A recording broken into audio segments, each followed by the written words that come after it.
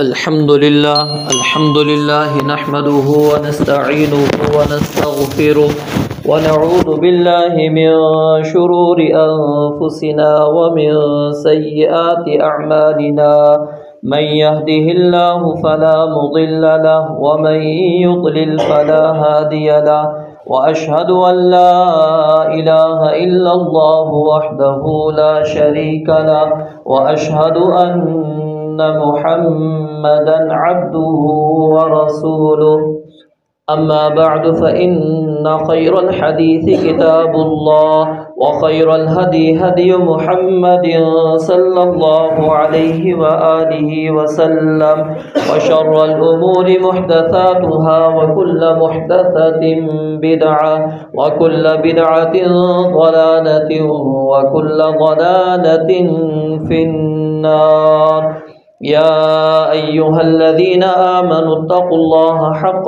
تقاته ولا تموتن إلا وأنتم مسلمون يا أيها الناس اتقوا ربكم الذي خلقكم من نفس واحدة وخلق منها زوجها وبث منهما رجالا كثيرا ونساء واتقوا الله الذي تساءلون به والأرحام إن الله كان عليكم رقيبا يا أيها الذين آمنوا اتقوا الله وقولوا قولا سديدا يصلح لكم أعمالكم ويغفر لكم ذنوبكم ومن يطع الله ورسوله فقد فاز فوزا عظيما اللهم صل على محمد وعلى آل محمد كما صليت على إبراهيم وعلى آل إبراهيم إنك حميد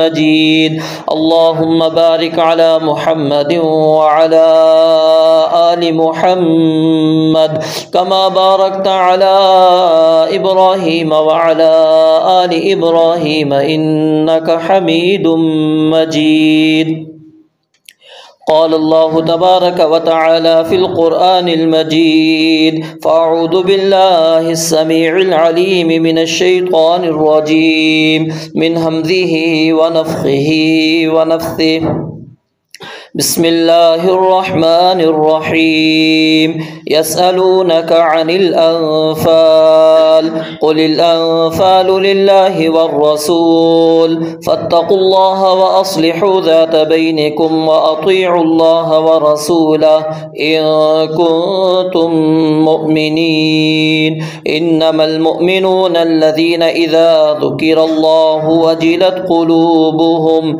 وإذا تليت عليهم آياته زادتهم إيمانا وعلى ربهم يتوكلون الذين يقيمون الصلاة ومما رزقناهم ينفقون أولئك هم المؤمنون حقا لهم درجات عند ربهم ومغفرة ورزق كريم رب اشرح لي صدري ويسر لي أمري واحلل عقدة من لساني يفقهوا قولي رب زدني علما رب زدني علما رب زدني علما سبحانك لا علم لنا إلا ما علمتنا إنك أنت العليم الحكيم ہر قسم کی حمد و ثنا اللہ رب العالمین کے لیے جو اس پوری کائنات کا تنہا خالق و مالک رازق مشکل کشا ہے۔ بے شمار انگنت لا تعداد درود و سلام جناب محمد الرسول اللہ صلی اللہ علیہ وآلہ وسلم کی ذات اقدس کے لیے،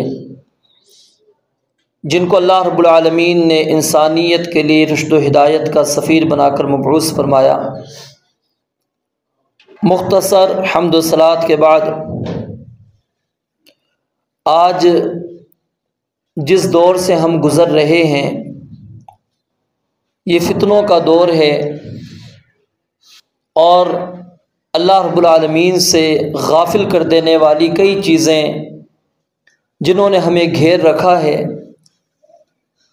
وہ شہوات کی صورت کے اندر بھی ہے، وہ شبہات کی صورت کے اندر بھی ہے، وہ خواہش نفس نفس پرستی موجود ہے اور اسی طرح شکوک و شبہات ہیں۔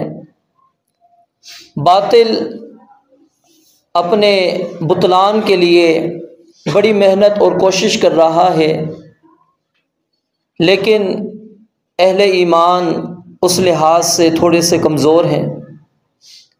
ہمیں اس جانب بھی توجہ کرنی ہے، اور جو محنت ہم کر رہے ہیں وہ محنت کارگر نہیں ہے، کم ہے۔ ہمیں مزید محنت کرنی ہوگی تاکہ لوگوں کو ان فتنوں سے بچایا جا سکے۔ تو آج آپ کے سامنے اسی حوالے سے چند گزارشات عرض کرنا چاہتا ہوں۔ اللہ رب العالمین نے ہمیں ایک مقصد دے کر اس کائنات کے اندر بھیجا ہے، اور اگر ہم اس مقصد کو پورا کرتے ہیں تو یقیناً ہماری پیدائش، ہماری تخلیق، اس کا مقصد ہم پورا کر رہے ہیں۔ لیکن اگر اس کے اندر ہم کمی کوتاہی کر رہے ہیں، سستی کاہلی کا شکار ہو رہے ہیں، تو ہمیں اپنی فکر کرنی چاہیے۔ صحابہ کرام رضوان اللہ علیہم اجمعین، آج ہم ان کو یاد کرتے ہیں اور قیامت تک لوگ ان کو یاد کریں گے، اور اللہ تعالیٰ نے ان کے ایمان کو بطور مثال بیان کر دیا، اور اگر اس جیسا ایمان ہوگا تو اللہ رب العالمین کی بارگاہ کے اندر قابل قبول ہوگا۔ اور جو بندہ صحابہ کرام رضوان اللہ علیہم اجمعین کے راستے کو چھوڑ دے گا، اس نہج کو چھوڑ دے گا، اس طریقے کو چھوڑ دے گا، اللہ رب العالمین فرماتے ہیں نولیہ ما تولی ونصلہ جہنم، ہم اس کو جہاں پر وہ جا رہا ہے پھر اسی طرف ہم پھیر دیں گے، اس کو جہنم کے اندر داخل کر دیں گے۔ تو صحابہ کرام رضوان اللہ علیہم اجمعین کو اس دور کے اندر، جس دور میں وہ موجود تھے، کس طرح وہ اپنے آپ کو فتنوں سے بچایا کرتے تھے اور کس طرح فکر لاحق ہوا کرتی تھی۔ ایک حدیث مبارکہ جو آپ نے سنی ہوگی، کئی مرتبہ پڑھی بھی ہوگی، باتیں تقریباً وہی ہوتی ہیں جو پڑھی ہوں گی یا سنی ہوں گی، صرف یاد رکھیں کہ وَذَكِّرْ فَإِنَّ الذِّكْرَىٰ تَنفَعُ الْمُؤْمِنِينَ کے تحت کہ نصیحت کر دیجئے، شاید کہ نصیحت کسی کو نفع دے دے، فائدہ پہنچا دے۔ تو سیدنا حنظلہ رضی اللہ تعالیٰ عنہ وہ پریشان ہیں، اور پریشان ہو کر اپنے گھر سے نکل پڑتے ہیں۔ راستے کے اندر سیدنا ابو بکر صدیق رضی اللہ تعالی عنہ ملتے ہیں۔ کہا کہ کیا معاملہ ہے، کیوں پریشان ہو؟ کہا کہ میں تو منافق ہو چکا ہوں، میرے اندر ایمان نہیں رہا۔ کہا کیا معاملہ ہے، کیا ماجرا ہے آخر؟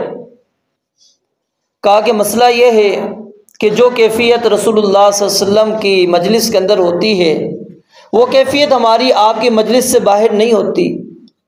گھر کے اندر ہم چلے جاتے ہیں، کیفیت ہماری تبدیل ہو جاتی ہے، آپس میں دوست احباب بیٹھ جائیں ہماری کیفیت تبدیل ہو جاتی ہے۔ سیدنا ابو بکر صدیق رضی اللہ تعالیٰ نے کہا کہ یہ معاملہ تو پھر میرا بھی ہے، اگر تم اپنے اندر یہ کوتاہی سمجھتے ہو، یہ کوتاہی میرے اندر بھی موجود ہے۔ دونوں نبی مکرم صلی اللہ علیہ وآلہ وسلم کے پاس چلے جاتے ہیں، اپنا معاملہ، اپنا ماجرا رکھتے ہیں۔ آپ علیہ الصلوۃ والسلام ان کی بات سن کر فرماتے ہیں کہ اگر وہی کیفیت جو میری مجلس میں تمہاری ہوتی ہے، تمہارے گھروں کے اندر، تمہارے راستوں کے اندر، تمہاری مجلسوں میں بھی اگر وہی کیفیت تمہاری ہو، تو فرشتے پھر ہمیشہ تمہارے ساتھ رہیں، تمہارے بستروں پر آ کر تمہیں سلام کریں، تمہیں راستے میں آ کر مصافحہ کریں، تم سے ہاتھ ملا کر چلے جائیں۔ تو غور کیجئے یہاں پر کیا ہے، صحابہ کرام کو فکر ہوا کرتی تھی، اور آپس میں بیٹھتے تھے کہ نزدت بھی ہی ایمان آ کے آئیے آپس میں بیٹھ کے ایمان کو زیادہ کر لیں، کوئی آپس کا محاسبہ کر لیں، آپس میں بیٹھ جائیں، اپنے آپ کو چیک کریں کہاں پر ہمارے اندر کوئی کمی کوتاہی تو موجود نہیں ہے، کوئی کمزوری ہمارے اندر تو نہیں آ گئی۔ وہ اپنا جائزہ لیا کرتے تھے۔ اسی لیے اللہ تعالیٰ نے ان کے ایمان کو ہمارے لیے بطور مثال بیان کر دیا، اور اس جیسا ایمان ہوگا پھر اللہ رب العالمین قبول کریں گے، وگرنہ ایمان قبول نہیں ہے۔ تو اللہ رب العالمین نے قرآن کریم کی بے شمار آیات کے اندر کئی اوصاف اہل ایمان کے بیان کیے ہیں، اور شیخ ابن باز رحمۃ اللہ علیہ، ان کی ایک کتاب ہے صفات المؤمنین، انہوں نے قرآن کریم کے مطابق 30 صفات کو بیان کیا ہے، جو کہ سورہ بقرہ کی ابتدائی 3-4 آیات کے اندر موجود ہے۔ پھر اسی طرح سورہ بقرہ کی آیت نمبر 177 کے اندر سورہ المؤمنون کی ابتدائی آیات 9 تک جو 10 آیات ہیں، پھر اسی طرح سورہ فرقان کی آیت نمبر 63 سے لے کر 75 تک، پھر سورہ انفال آیت نمبر 2، 3، 4 اور اسی طرح 74، اور اسی طرح سورۃ الحجرات آیت نمبر 15، سورہ توبہ آیت نمبر 71، سورۃ المعارج آیت نمبر 23 سے 35، اور بھی کئی مقامات ہیں جہاں پر اللہ تعالیٰ نے جا بجا اہل ایمان کے اوصاف کو بیان کیا۔ آخر اللہ تعالیٰ نے یہ وصف کیوں بیان کیے ہیں؟ کیا وجہ ہے؟ تاکہ ہم غور کریں، کیا جو کلمہ پڑھ کے ہم اسلام کے اندر داخل ہو گئے، اپنے آپ کو مومن کہلاتے ہیں، کیا ہمارے اندر یہ اوصاف بھی پیدا ہوئے ہیں یا نہیں ہوئے؟ اگر یہ اوصاف ہمارے اندر نہیں ہیں تو پھر ہمیں اپنے ایمان کی فکر کرنی چاہیے، جیسا کہ یمنون علیک ان اسلموا قل لا تمنوا علی اسلامکم بل اللہ یمن علیکم ان ہداکم للایمان ان کنتم صادقین۔ اعرابی آئے تھے، دیہاتی آئے تھے، انہوں نے کہا آمنا، ہم ایمان لے کر آ گئے۔ اللہ رب العالمین نے فرمایا کہ اے نبی ان سے کہہ دو، یہ مت کہو کہ ہم مومن ہو چکے ہیں، ولیکن قولوا اسلمنا، یہ کہو کہ ابھی تو ہم مسلمان ہوئے ہیں، ابھی تو ہم مطیع ہوئے ہیں، ابھی تو ہم فرما بردار ہوئے ہیں۔ تو یہ پہلا درجہ ہے، یاد رکھیں، اسلام، مسلمان ہونا۔ یہ اوصاف جب ہمارے اندر پیدا ہوں گے پھر ایمان ہمارے اندر موجود ہوگا، اور پھر وہ کیفیت ہمارے اندر پیدا ہوگی جو صحابہ کرام رضوان اللہ علیہ مجمعین کے اندر موجود تھی۔ جو آیات میں نے آپ کے سامنے پڑھی سورہ انفال کی، اس کے اندر اللہ رب العالمین نے ایک بات کی طرف اشارہ کر کے یہ باتیں بیان فرمائی ہیں، اور وہ بات کیا ہے کہ رسول اللہ صلی اللہ علیہ وآلہ وسلم سے سوال کیا گیا، پوچھا گیا مال غنیمت کے متعلق، تو اللہ رب العالمین نے کہا اے نبی آپ جواب دے دیجئے الانفال للہ والرسول، یہ اللہ اور اس کے رسول علیہ الصلاۃ والسلام کے لیے ہے۔ فاتقوا اللہ واصلحوا ذات بینکم واطیعوا اللہ ورسولہ ان کنتم مؤمنین، اللہ سے ڈرو، آپس کے تعلقات کو درست رکھو، اور اللہ اور اس کے رسول علیہ الصلاۃ والسلام کی اطاعت کرو، ان کنتم مؤمنین، اگر تم مومن ہو۔ یعنی اگر ہم ایمان کے اندر آنا چاہتے ہیں تو رسول اللہ صلی اللہ علیہ وسلم کی اطاعت کرنی ہوگی۔ جب تک رسول اللہ صلی اللہ علیہ وسلم کی اطاعت نہیں، بندہ ایمان کے اندر داخل نہیں ہو سکتا، وہ بندہ مومن نہیں بن سکتا۔ اللہ رب العالمین نے فرمایا وَأَطِيعُوا اللَّهَ وَرَسُولَهُ إِن كُنتُم مُؤْمِنِينَ، اگر تم مومن ہو تو اللہ اور اس کے رسول علیہ الصلاۃ والسلام کی اطاعت کرو۔ کیا رسول اللہ صلی اللہ علیہ وسلم کی اطاعت صرف انہی معاملات میں کرنی ہے جو میرا دل چاہے گا، جو میرے نفس کے مطابق ہوگی، میری خواہش کے مطابق ہوگی، یا ہر معاملے کے اندر اللہ اور اس کے رسول علیہ الصلاۃ والسلام کی اطاعت کرنی ہے؟ کتنی سخت آیت ہے، قرآن کریم کے اوپر غور کریں۔ یومئذ یود الذین کفروا وعصوا الرسول لو تسوی بہم الارض، اللہ فرماتے ہیں جو رسول اللہ صلی اللہ علیہ وسلم کی نافرمانی کرتے ہیں قیامت کے دن چاہیں گے، کیا چاہت ہوگی، کیا آرزو ہوگی، لو تسوی بہم الارض، کاش کہ ان کو زمین کے برابر کر دیا جاتا، ان کو اٹھایا ہی نہ جاتا، ان سے سوال و جواب ہی نہ ہوتا، کیونکہ ان کی زندگی رسول اللہ صلی اللہ علیہ وآلہ وسلم کی نافرمانی کے اندر گزری ہے۔ جو بندہ رسول اللہ صلی اللہ علیہ وسلم کی نافرمانی کرتا، اللہ کیا کہتے ہیں یومئذ یود الذین کفروا، کافر لوگ ہیں، وہ چاہیں گے جنہوں نے نبی علیہ الصلوۃ والسلام کی نافرمانی کی۔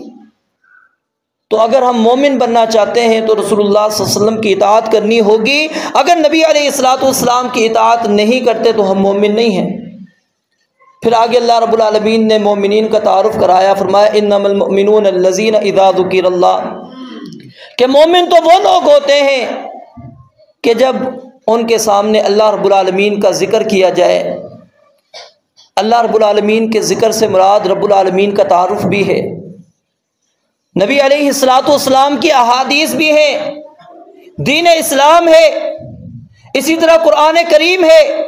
انما المؤمنون الذین اذا ذکر اللہ، اللہ فرماتے ہیں جب مومنین کے سامنے اللہ کا ذکر کیا جاتا ہے تو کیا ہوتا ہے؟ وجلت قلوبہم، ان کے دل کانپ اٹھتے ہیں، ایک لرزہ طاری ہو جاتا ہے ان کے دل پر۔ کیوں؟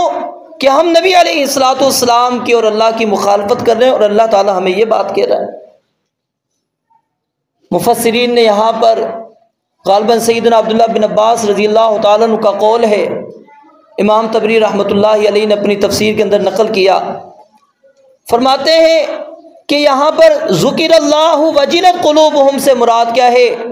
کہ مومن گناہ کرنا چاہتا ہے، مومن نافرمانی کرنا چاہتا ہے، کیونکہ انسان ہے، وہ انسانوں سے نکل تو نہیں گیا، انسان ہی ہے، لیکن وہ گناہ کا ارادہ کرتا ہے، نافرمانی کا ارادہ کرتا ہے۔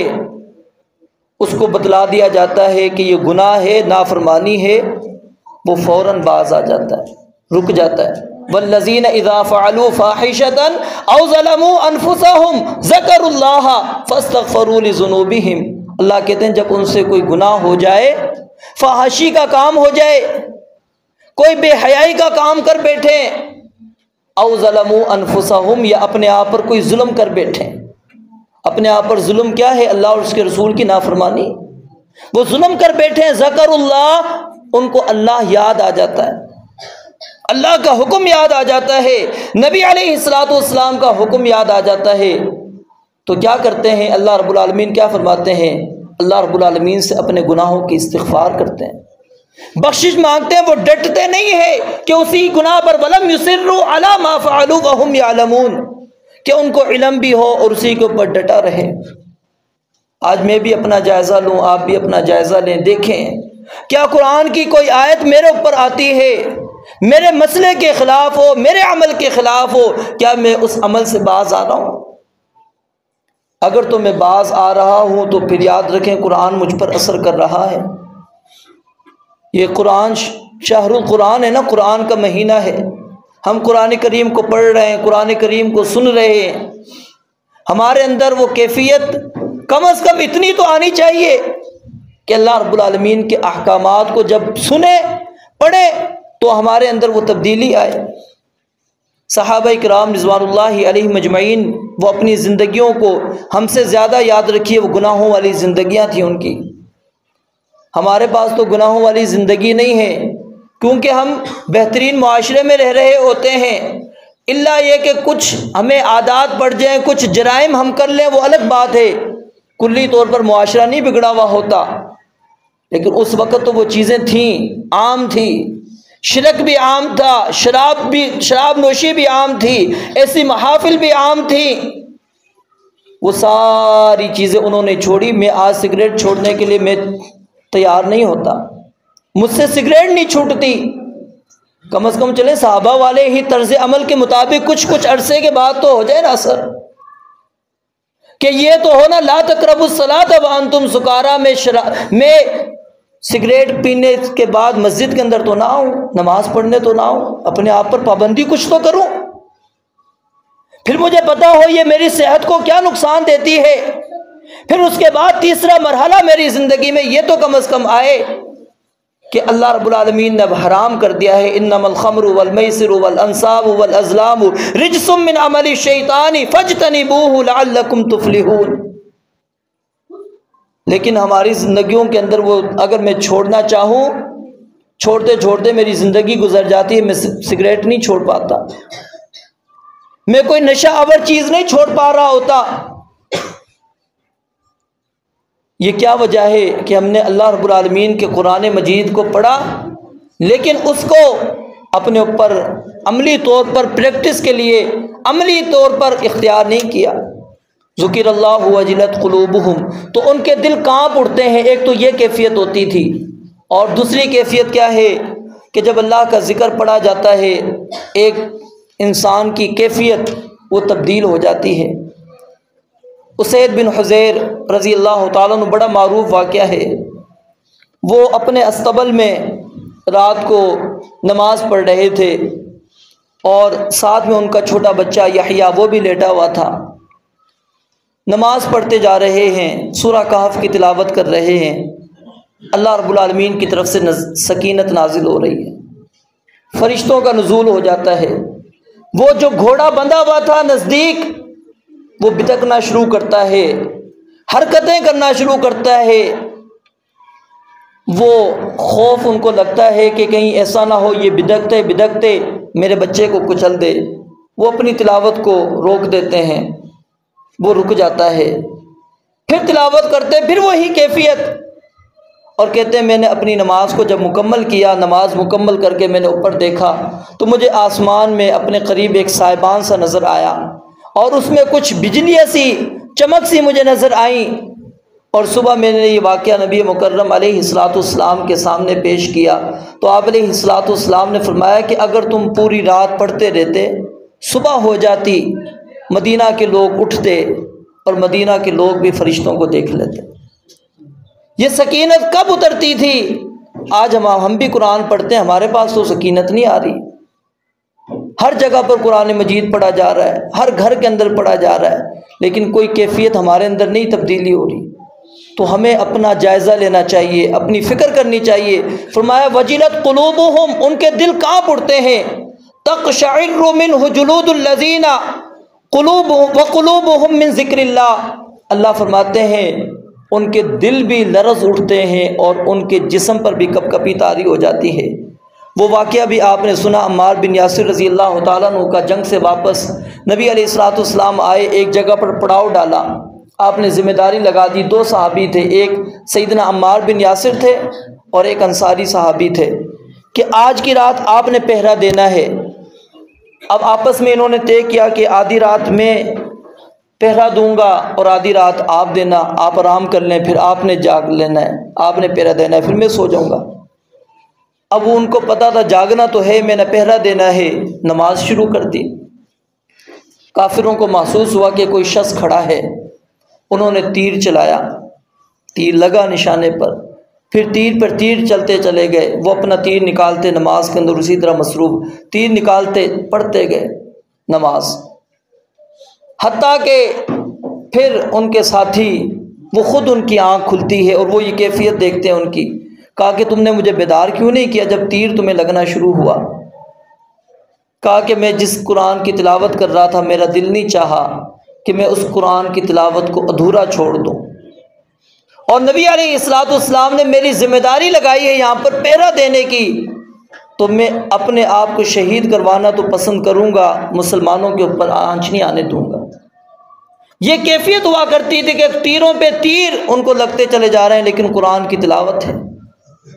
اور اگر آپ ڈاکٹر فضل الہی صاحب ان کی کتاب پڑھیں، با جماعت نماز کی اہمیت، غالباً یہی کتاب ہے، کافی عرصہ پہلے میں نے پڑھی تھی، اس کے اندر انہوں نے کئی واقعات نقل کیے صحابہ کے، تابعین کے، کہ ان کی نماز کے اندر کیفیت کیا ہوا کرتی تھی۔ اگر کہتے ہیں کسی کو کوئی بیماری ہو جاتی اور اس کا علاج کروانا مقصود ہوتا، وہ کہتے تھے پہلے مجھے نماز کے اندر کھڑا کرو، میں نماز میں کھڑا ہو جاؤں، اس کے بعد میری ٹانگ کاٹنی ہے تو کاٹ لو، بازو کاٹنا ہے تو کاٹ لو، جو کرنا ہے میرے ساتھ کر لینا، پہلے مجھے نماز کے اندر کھڑے ہونے دو۔ کیوں؟ کہ وہ جب نماز کے اندر کھڑے ہوتے تھے ان کا تعلق رب العالمین کے ساتھ قائم ہو جاتا تھا، ان کے اندر یہ کیفیت ہوا کرتی تھی۔ پھر ان کو نہیں پتہ لگتا تھا کہ کیا چیز ان کے جسم سے الگ کی جا رہی ہے۔ آج مجھے کوئی چونٹی کاٹ جائے، میں تو پھر پوری نماز کے اندر ایک دفعہ تو ہو جائے تو پھر میں بار بار کرتا رہتا ہوں۔ وہ پہلی رکعت میں میری شروع ہو جائے گی، میں سلام پھیرنے تک اپنی یہاں پر میں خارش نہیں چھوڑوں گا، میری تو یہ کیفیت ہو چکی ہے۔ تو وجلت قلوبہم، اللہ فرماتے ہیں ان کے دل کانپ اٹھتے ہیں، لرز اٹھتے ہیں، کہ ان کو خوف طاری ہو جاتا ہے کہ اللہ کا حکم آ گیا۔ اور قاضی ایاز کا بھی واقعہ آپ نے سنا ہوگا، وہ چور تھے، اس پہلے چوری کیا کرتے تھے، بڑے مشہور ڈاکو تھے۔ اور جس علاقے کے اندر وہ چلے جاتے تھے وہاں بھی کسی ڈاکو کو جرأت نہیں ہوتی تھی کہ ان کی موجودگی میں وہاں پر کوئی ڈاکہ مار سکیں، چوری کر سکیں۔ ایک دن کہتے ہیں میں کسی گھر کے اندر چوری کی غرض سے، ڈاکے کی غرض سے داخل ہوا، بندہ گھر میں نماز پڑھ رہا ہے، سورۃ الحدید کی تلاوت کر رہا ہے، اور کیا پڑھتا ہے؟ الم یأن للذین آمنوا ان تخشع قلوبہم لذکر اللہ۔ کیا وہ وقت ابھی تک نہیں آیا کہ ان کے دل اللہ رب العالمین کے ذکر کے آگے جھک جائیں، اللہ رب العالمین کے ذکر کے آگے کانپ جائیں؟ کہتے ہیں میرے کان میں جیسے یہ آیت پڑی میں نے کہا حان الوقت، وقت آ چکا ہے، اور انہوں نے اپنی وہ ساری زندگی پچھلی چھوڑ دی، اور اس کے بعد پھر کیا ہے؟ وقت کے ایک محدث بنے، وقت کے قاضی بنے۔ اللہ نے ایک مقام عزت ان کو دی، لیکن کیا ہے؟ ایک آیت نے ان کی زندگی کو بدل دیا۔ حان الوقت، کہا کہ ہاں وہ وقت آ چکا ہے جو اللہ نے کہا کہ اب وقت نہیں آیا، کہتے ہیں وقت آ گیا۔ کیا ہمارے سامنے یہ ایسی آیات نہیں جاتی، ایسے خوف والی آیات نہیں آتی کہ ہم بھی وَإِذَا سَمِعُوا مَا أُنزِلَ إِلَى الرَّسُولِ وہ نصرانی ہیں، عیسائی ہیں، مسلمان نہیں ہیں۔ سیدنا جعفر رضی اللہ تعالیٰ عنہ تلاوت کر رہے ہیں، سورہ مریم کی تلاوت ہو رہی ہے، اور کوئی اگر غور کرے وہاں پر کوئی خاص ایسی بات نہیں ہے، لیکن کیا ہے کہ خوف، خشیت، ڈر ان کے دلوں پر کیسے لرزہ طاری ہوا۔ وَإِذَا سَمِعُوا مَا أُنزِلَ إِلَى الرَّسُولِ تَرَىٰ أَعْيُنَهُمْ تَفِيضُ مِنَ الدَّمْعِ۔ اللہ کہتے ہیں جب انہوں نے قرآن کو سنا تو ان کے آنکھوں سے آنسو جاری ہونا شروع ہو گئے، خوف کی وجہ سے۔ تفیض من الدمع، خوف کی وجہ سے قرآن کریم کو سن کر ان کے اوپر اتنا اثر ہوا کہ آنکھوں سے آنسو جاری شروع ہو گئے۔ تو میرے بھائیوں، ہمیں بھی تھوڑا سا اپنا جائزہ لینا چاہیے، دیکھنا چاہیے۔ اگر ہمارے اندر یہ تبدیلی نہیں آ رہی تو یقیناً ہمارے اندر کمزوری ہے۔ یہ صرف آپ کو نہیں میں کہہ رہا، اپنے آپ کو بھی میں کہہ رہا ہوں، ہمارے اندر، سب کے اندر یہی چیز ہے کہ وہ چیز ہمارے اندر پیدا نہیں ہو رہی۔ ہمیں ان اوصاف کی طرف توجہ کرنی چاہیے، قرآن کریم کو پڑھتے ہوئے غور کریں، تدبر کریں۔ کتاب انزلناہ الیک مبارک لیدبروا آیاتہ، اللہ کے ہم نے یہ قرآن اس لیے نازل کیا تاکہ اس کے اندر غور کیا جائے۔ ہم کیونکہ نہ پڑھنے والے کو پتہ ہوتا ہے اس کا ترجمہ کیا ہے، نہ سننے والے کو پتہ ہوتا ہے، تو پھر کیا ہوتا ہے؟ نہ مجھ پر اثر، نہ آپ پر اثر۔ تو کیفیت اس لیے ہماری تبدیل نہیں ہوتی۔ اگر ہم رمضان المبارک میں بھی قرآن مجید کے ساتھ اپنے آپ کو جوڑتے ہیں تو صرف تلاوت کی غرض سے جوڑتے ہیں، ترجمۃ القرآن کی غرض سے نہیں جوڑتے، قرآن کو سمجھنے کی غرض سے اپنے آپ کے اندر نہیں آتے۔ تو یہ تبدیلی والی کتاب ہے۔ ان ھذا القرآن یہدی للتی ہی اقوم ویبشر المؤمنین الذین یعملون الصالحات ان لہم اجرا کبیرا۔ اللہ نے بڑی چیزیں کھول کھول کر قرآن میں بیان کر دی ہیں، تو ہمیں اس قرآن کی طرف غور کرنا ہوگا، اللہ کے ذکر کی طرف آنا ہوگا۔ تو وجلت قلوبہم، یہ کیفیت اسی وقت ہمارے اندر پیدا ہوگی جب ہم قرآن کریم کے اندر تدبر کرنا شروع کریں گے، غور کرنا شروع کریں گے، آیات کے اوپر غور کریں کہ رب العالمین وہاں پر کیا چیز بیان کر رہے ہیں، کیا منظر رب العالمین نے بیان کیا ہے۔ تو ہمیں جب تک کہ قرآن کریم کو صحیح انداز میں، جس طرح ہم تجوید کے اوپر اپنا فوکس کرتے ہیں، ہم حروف کی ادائیگی پر توجہ کرتے ہیں، ہمیں قرآن کریم کے ترجمے کی طرف بھی توجہ کرنی چاہیے، قرآن کریم کو تفسیر کے ساتھ پڑھنے کی طرف توجہ کرنی چاہیے۔ علماء آپ کے پاس موجود ہیں، کتابیں آپ کے پاس موجود ہیں، صرف وقت دینے کی ضرورت ہے۔ وقت نکالیے، قرآن کریم کو پڑھیے، یہ اللہ رب العالمین کی کتاب ہے، اور اللہ رب العالمین نے اس کے اندر ہر چیز کا مسئلہ بیان کر دیا ہے۔ کوئی ایسی چیز نہیں ہے کہ جو ہم چاہیں اور اس کا حل اللہ اور اس کے رسول علیہ السلام نے ہمیں نہ دیا ہو۔ رب العالمین سے دعا ہے اللہ تعالیٰ سمجھنے، عمل کرنے کی توفیق عطا فرمائے۔ وآخر دعوانا الحمدللہ رب العالمین۔